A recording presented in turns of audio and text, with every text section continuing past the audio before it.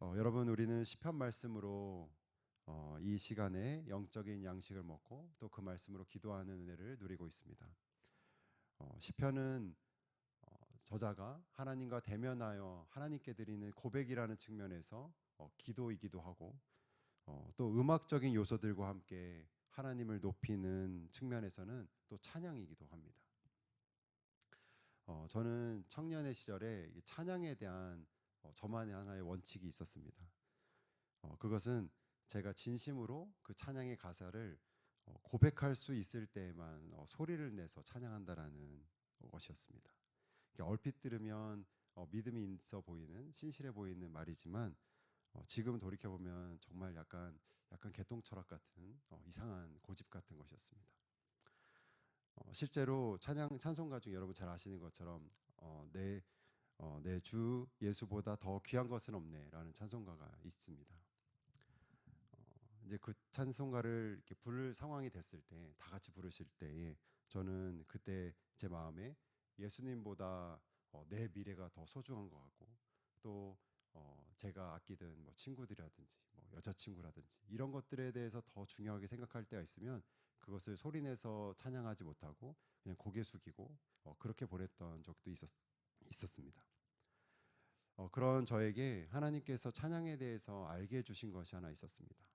그것은 찬양이 어떤 측면에선 제 신앙과 제 고백이 고백되어지는 그런 것이기도 하지만, 반면에는 또 때로는 제 신앙과 감정을 오히려 이끌어주는 그런 것도 찬양이 주는 힘이라는 것을 배울 수 있었습니다. 그로 인해서 제 상황이 어렵기도 하고, 제 마음에서 우러나는 고백이 나오는 상황이 아닐지라도, 혹은 제 감정이 무거울 때라도 때로는 기쁨의 찬양을 선포한 적도 경험하게 되었습니다. 실제로 그 찬양의 가사가 저의 감정과 상황을 바꿔주기도 하고, 제 신앙을 오히려 성장시켜주는, 성숙시켜주는 것도, 또 하나님을 새롭게 경험하는 은혜도 경험하게 되었습니다. 이 자리에 계신 여러분 가운데 아마 오늘 저희가 묵상하게 될 이 시편 46편의 말씀이 여러분의 지금 상황에서 진심으로 여러분의 상황을 고백되어지는 분이 있을 수도 있을 것입니다. 반면에 제가 방금 드렸던 설명처럼 이 찬양과 말씀을 아직 한 번도 경험하지 못한 분도 있을 것이라고 생각이 듭니다. 전혀 이런 고백이 나오지 못한 상황일 수도 있을 것입니다. 그렇지만 이 시편 말씀으로 저와 여러분의 삶 가운데 그 말씀을 선포하시고 또 찬양하실 때에 여러분과 저와 신앙이 자라나게 되고, 또 하나님과의 관계가 새롭게 되는 은혜가 이 자리에 있을 것을 믿습니다. 이제 본문 말씀으로 들어가 보도록 하겠습니다. 오늘 시편 46편에 보시면 첫 번째로 이 시편의 저자가 강조하고 싶은 것은 이 시 가운데 본인의 흔들리는 환난을 고백하고 있다는 것입니다.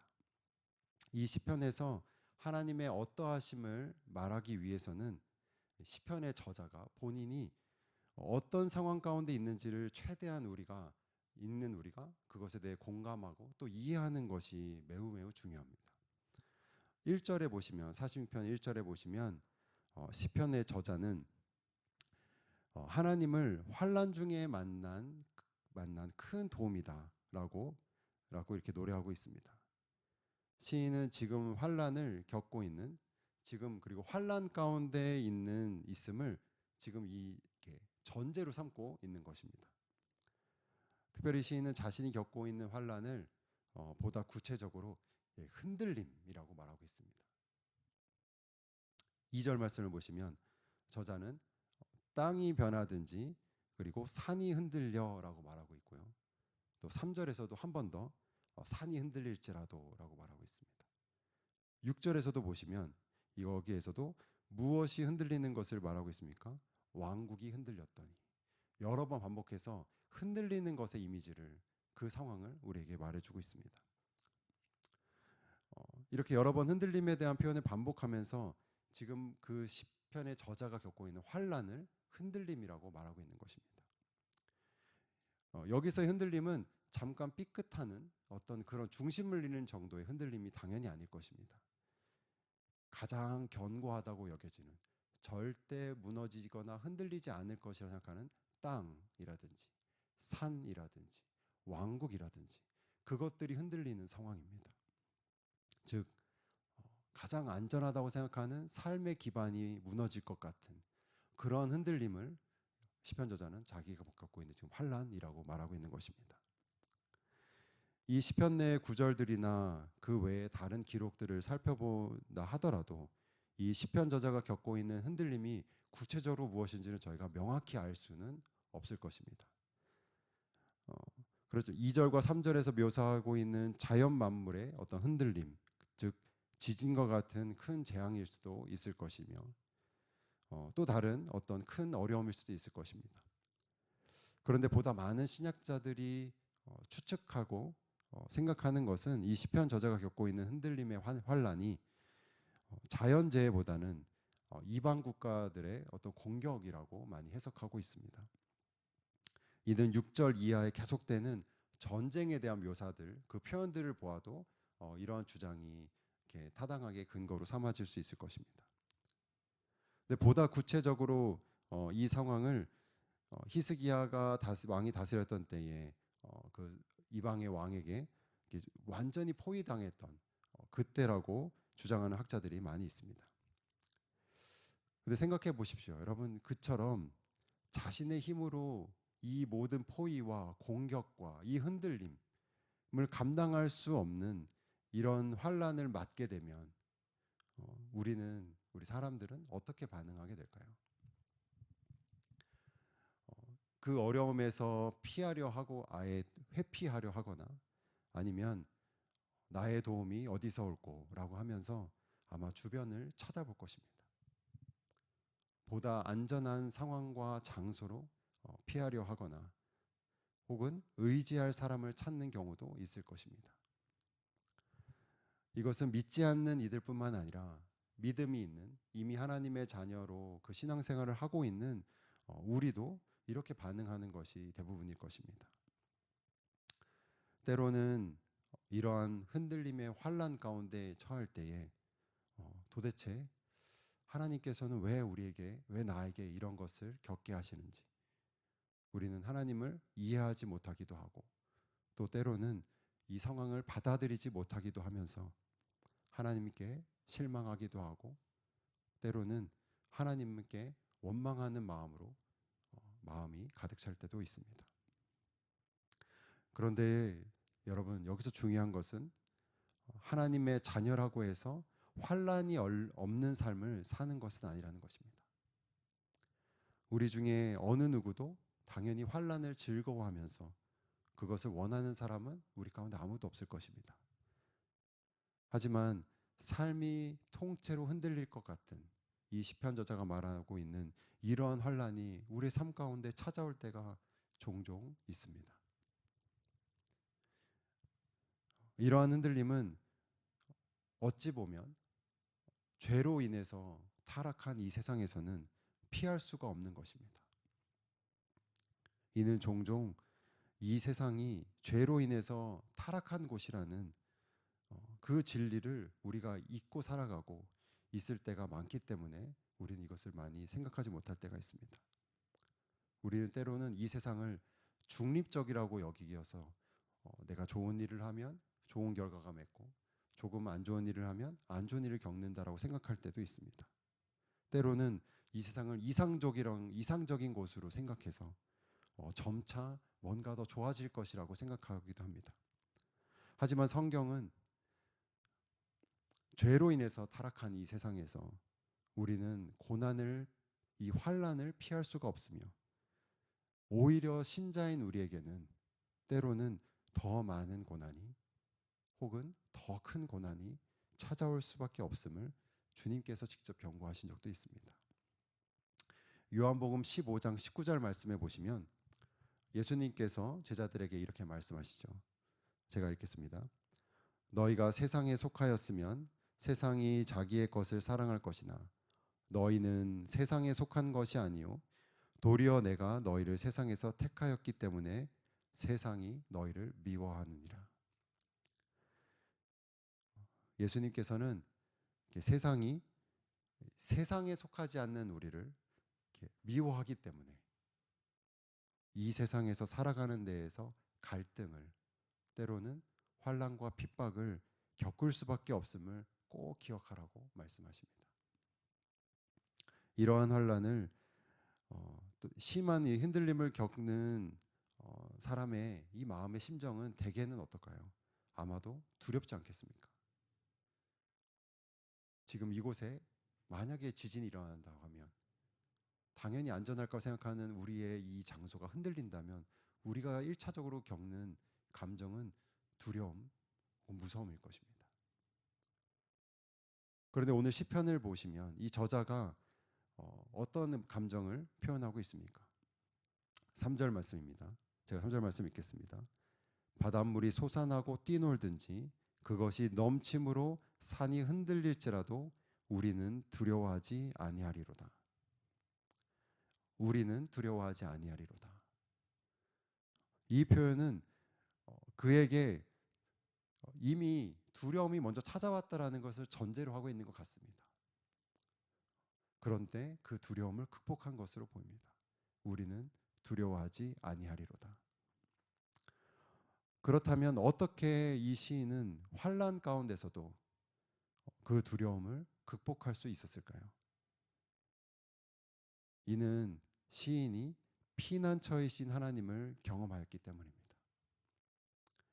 피난처 되시는 하나님이 바로 오늘 시편 말씀의 전체의 핵심 주제라고 할 수 있습니다.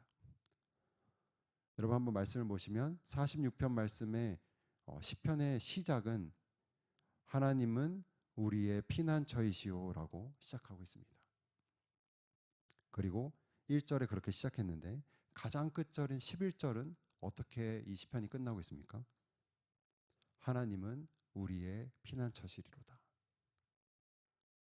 중간에 7절에서도 하나님은 우리의 피난처시리로다가 이 말씀이 똑같이 반복되고 있습니다. 이는 우리의 노래라고 치면 노래 후렴구라고 할 수 있겠죠.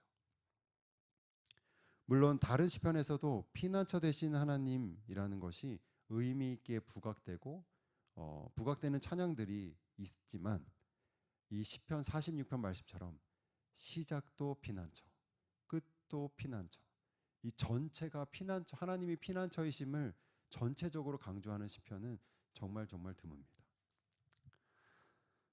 그렇기 때문에 시편 46편이 특별하다고 할 수 있을 것입니다. 또 하나 특별하다고 할 수 있는 것은 이 세 번의 반복되는 피난처라는 표현이 조금은 다르다라는 것입니다.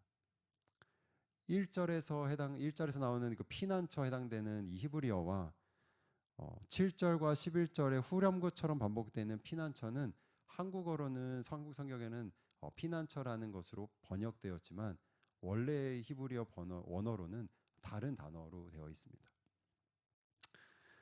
1절에서의 피난처는 자연재해 같은 것을 피할 수 있는 장소를 뜻합니다.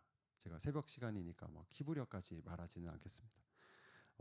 이거를 영어로 다른 성경에서 보시면 약간 영어로 번역하면 쉘터라고 해석할 수 있을 것입니다. 안전하게 피할 수 있는 자연재해나 이런 것을 즉시 피할 수 있는 쉘터 같은 것에 가깝습니다.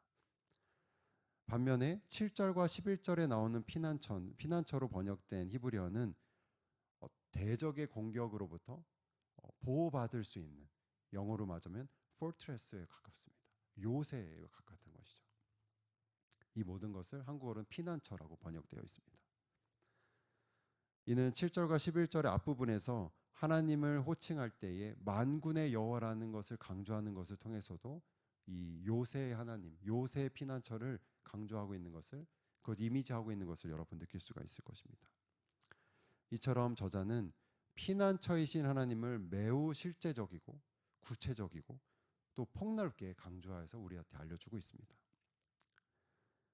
본문의 시에서 저자는 이렇게 피난처이신 하나님을 강조하고 있는데 특별히 두 가지 면을 우리에게 알려주면서 강조하고 있습니다.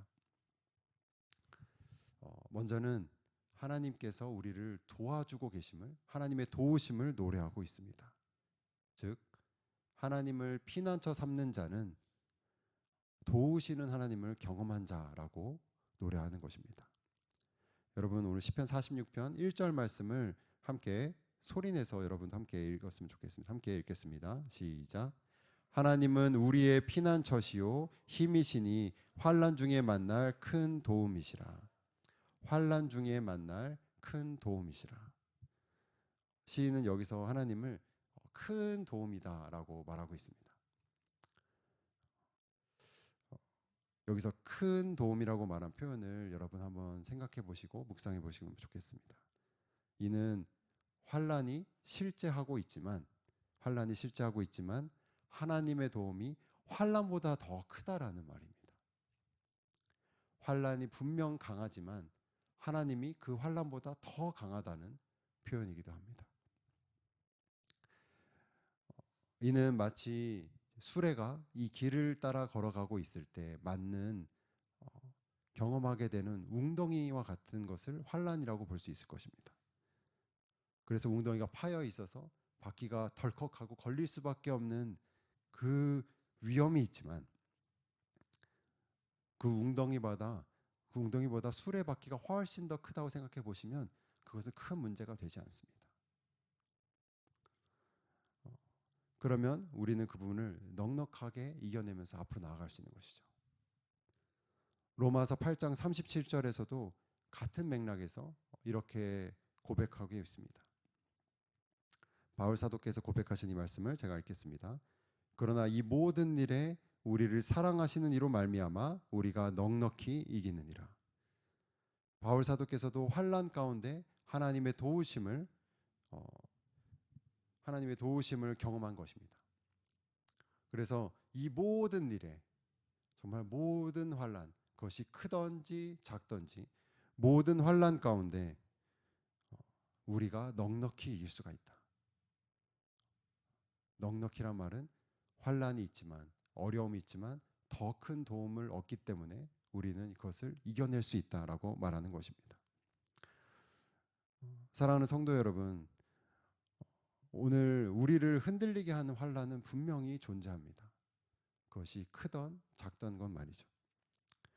여러분들 가운데 오늘 시편 저자의 이 상황처럼 지금 땅이 흔들리는 것 같은 여러분의 삶의 기반이 흔들리는 것 같은 그런 어려움을 겪는 분도 분명히 계실 것입니다.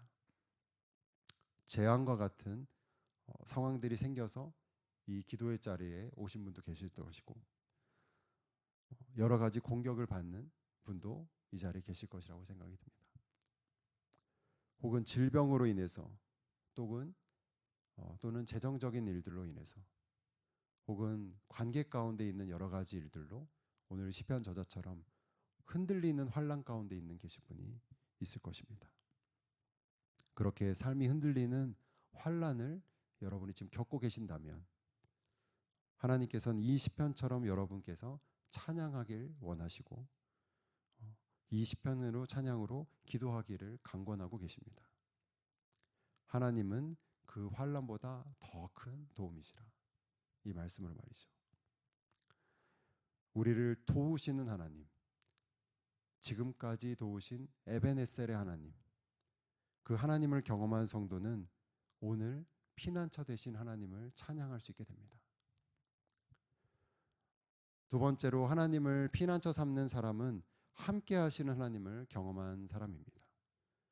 오늘 본문의 끝절 말씀인 11절 말씀을 제가 읽겠습니다. 만군의 여호와께서 우리와 함께 하시니 야곱의 하나님은 우리의 피난처시리로다. 시인은 하나님을 피난처 삼는 것에 대한 근거로 무엇을 강조하고 있습니까? 여호와께서 우리와 함께 하시니. 5절도 같은 의미의 내용을 갖고 변주하고 있습니다. 하나님이 그 성중에 계심에 성이 흔들리지 아니할 것이라. 여러분, 땅과 산이 흔들리고 무너지고 있는 큰 환난 가운데 이 말씀은 흔들리지 않는 곳이 어디라고 말하고 계십니까? 어디라고 말하고 있습니까? 성이라고 말하고 있습니다. 그 성은 바로 하나님이 계시는 곳. 하나님이 계시는 그곳은 산이 무너지고 바다가 뛰놀고 땅이 흔들릴지라도 하나님이 계시는 그곳은 흔들리지 않는다라고 선포하고 있습니다. 이렇게 흔들리는 땅 가운데 흔들리지 않는 성, 폭풍우가 몰아치는 파도 위에서 배를 타고 있었던 예수님의 제자들이 생각나지 않으십니까? 예수님께서는 그 흔들리는 파도 가운데, 폭풍우 가운데 두려워하고 있는 제자들로 하여금 깨닫게 하시는 말씀이 있습니다.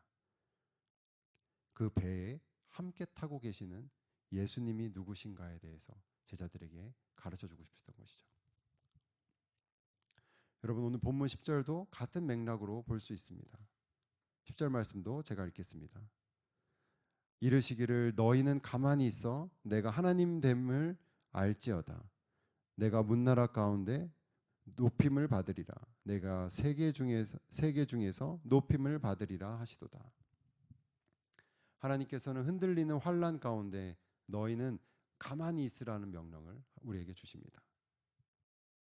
우리의 힘으로 감당할 수 없는 그때 그 일에 다른 곳으로 피하지 말고 그곳에서 우리와 함께 하시는 하나님을 의지하라고 우리에게 권면하고 계십니다. 우리가 두려움 가운데 있을 때는 바다를 보고 땅을 보고 상황을 보고 다른 것에 집중하게 되고 우리의 마음은 두려움에 떨게 되어 있습니다. 그런데 예수님께서 또 하나님께서는 우리에게 하나님께 집중하라. 나를 바라보라. 너희는 가만히 있어 내가 너의 하나님됨을 알지어다라고 오직 하나님께만 집중하라고 우리에게 강권하고 계십니다. 이렇게 임마누엘의 하나님, 앞에서는 에베네셀 하나님이라면 임마누엘의 하나님을 경험한 성도는 피난처 되시는 하나님을 경험하고 또 찬양할 수 있게 되는 것입니다. 여러분, 이제 이 말씀을 적용하며 함께 마무리하도록 하겠습니다. 하나님의 도우심을 경험하고 또 하나님께서 함께 하심을 깨달은 성도는 하나님을 환난 가운데 피할 수 있는 피난처 삼는 삶을 날마다 살아가게 됩니다. 하나님께서는 저와 여러분이 이 말씀을 이해하는 것에 멈추길 원치 않으십니다.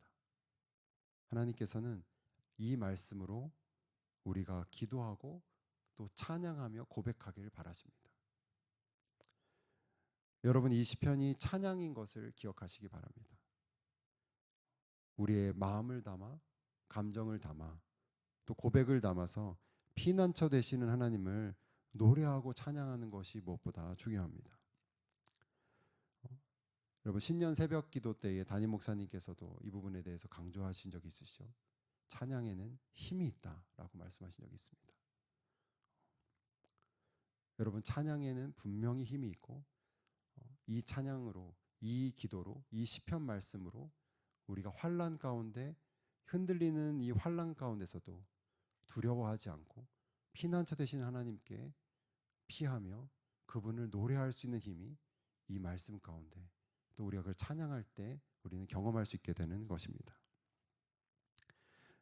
저와 여러분의 입술로 하나님은 우리의 피난처이시니 환난 중에 만날 큰 도움이시라라고 고백하며 또 저와 여러분의 마음에서 만군의 여호와께서 우리와 함께 하시니 하나님은 우리의 피난처시리로다 라며 우리가 이 시간 기도할 때에 또 여러분의 마음속에서 그것을 찬양할 때에 여러분의 가정에서 그리고 우리 교회에 새로운 힘이 부어질 것을 믿습니다. 그리고 그 찬양의 힘을, 그 기도의 능력을 경험하시는 여러분의 오늘이 되시길 주님의 이름으로 축원합니다. 함께 기도하도록 하겠습니다. 사랑하는 하나님 아버지, 오늘도 우리의 영혼을 깨우시며 주의 말씀을 듣는 이 자리에 말씀으로 기도하며 하나님과 기도할 수 있는 이 자리에 우리를 불러주신 하나님께 감사드립니다. 하나님 아버지, 오늘 말씀처럼 흔들리는 환난의 상황 가운데 있는 주님의 성도들이 있다면 이 말씀으로 주님 위로하여 주시고 격려하여 주시옵소서. 우리의 삶이 흔들림 가운데 있지 않도록 우리를 도우시며 또 우리와 함께 하신 하나님을 경험하는 은혜를 주님 허락하여 주시옵소서. 하나님 아버지, 특별히 이 말씀이 개인의 고백을 넘어서 우리 하나님 되시는 공동체의 고백인 것을 고백합니다. 이곳에 있는 또 하늘의 교회 모든 성도들의 각 가정이 하나님을 피남처 삼는 가정이 되게 하여 주시고, 특별히 믿음의 공동체인 주님의 몸된 우리 하늘의 교회가 이 찬양을 함께하며 하나님께서 우리로 하여금 경험케 하시는 그 모든 환난 가운데서 피난처 되신 하나님을 찬양하는 우리 교회가 되게 하여 주시옵소서. 하나님, 특별히 우리 교회가 함께 건축을 준비하고 있습니다. 하나님, 우리가 모든 환난을 다 피할 수 없음을 압니다. 하나님, 그 모든 우리가 경험할 수밖에 없는 우리 교회 공동체가 함께 경험할 수밖에 없는 어려움 가운데서 하나님의 도우심을 힘입어서 우리와 함께 하신 하나님을 노래하면서 하나님을 피난처 삼아서 하나님을 찬양하는 우리 교회가 되게 하여 주시옵소서. 이 모든 말씀 우리 주 예수 그리스도의 이름으로 기도하였습니다. 아멘.